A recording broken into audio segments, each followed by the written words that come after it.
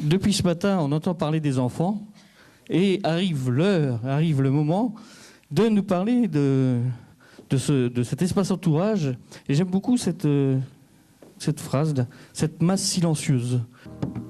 Prendre un enfant par la main pour l'emmener vers demain, pour lui donner la confiance en son pas. Prendre un enfant pour un roi,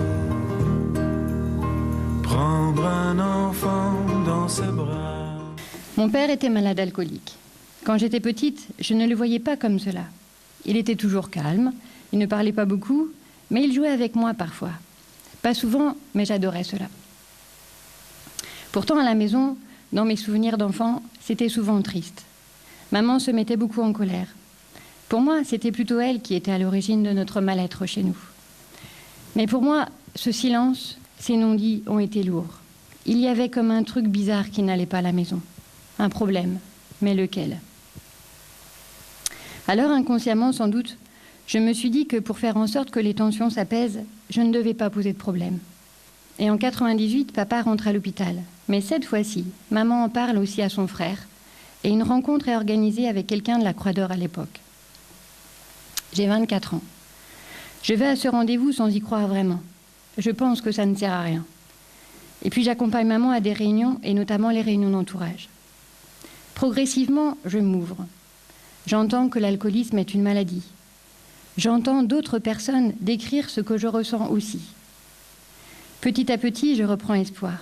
Et papa, grâce à ses propres ressources et au soutien de maman, est toujours abstinent aujourd'hui. C'est au moment où tout va bien que je m'écroule, enfin. Que mon corps tremble sans que j'en ai le contrôle. Mon docteur dit que je fais une dépression réactionnelle. Le but consiste à relire, à revoir, à comprendre mon histoire. J'ai 26 ans. Et à 26 ans, mes parents jouent leur rôle de parents. Je sens leur présence, leur soutien, leur écoute, leur encouragement. Peut-être pour la première fois, je les reçois et je les entends vraiment. La vie continue et je deviens maman. Alors j'éprouve le besoin de retourner aux réunions d'entourage pour cette fois-ci parler de moi. Car finalement, plus jeune, j'écoutais, mais je ne me disais pas vraiment. Ce que j'entends dans ces groupes d'entourage me fait de nouveau du bien. Cela m'aide à mieux me connaître, à mieux me comprendre, à oser prendre ma place cette fois. Mais c'est aussi du coup dans ces moments-là que je me suis dit qu'il serait bien de créer un groupe spécialement pour les enfants, de parents dépendants de l'alcool.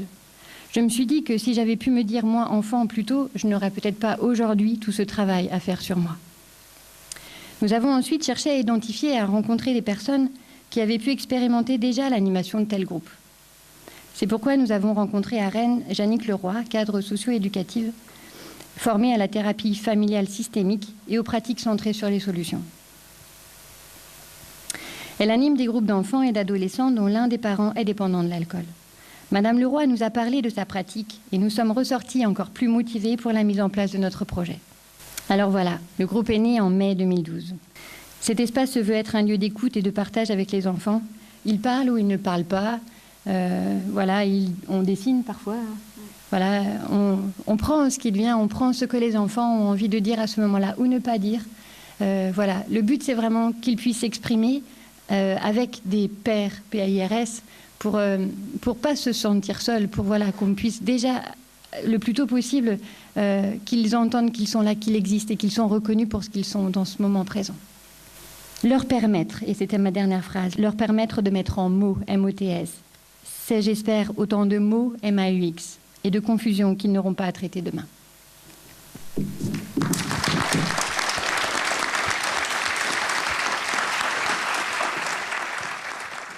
Pour résumer, les objectifs du groupe d'écoute peuvent être la prise de distance avec l'alcool, un certain lâcher-prise et un recentrage sur soi-même, par l'écoute, l'échange bienveillant, la neutralité, la confidentialité, bien évidemment.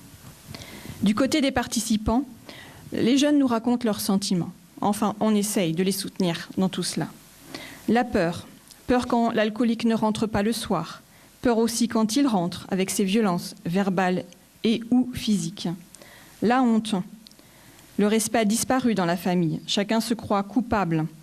Le regard extérieur. L'échec est permanent. Les espoirs de changement et l'élan de vivre sont déçus tous les jours quasiment. Alors du côté des animateurs, il nous faut garder en tête notre fonction, celle d'écouter, d'informer, de prendre soin, la bienveillance et de viser à une certaine prévention.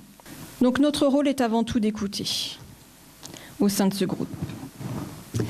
Par la suite, selon les dispositions du groupe, c'est de tenter de mettre en lumière des dysfonctionnements, des regards biaisés, des croyances et ou des représentations. C'est les mener sur le chemin d'un certain renoncement aux illusions, se déculpabiliser, prendre soin de soi, ne plus avoir peur.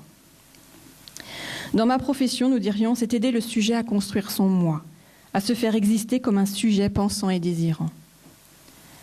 Par le biais du groupe, les participants y trouveront un espace d'attachement réparateur, car il offre une constante dans les temps de séparation et de retrouvailles. Il amène à une réassurance affective par les présences bienveillantes et amicales. Ce groupe existe. Nous savons que la demande existe, mais les jeunes ne le crient pas haut et fort. Mettons ensemble tout en œuvre pour proposer cette possibilité à un maximum d'entre eux. Et nous avons besoin de vous, professionnels, pour pouvoir aussi accompagner concrètement l'enfant à pousser la porte. Et après, on essaiera de faire le reste. Merci beaucoup.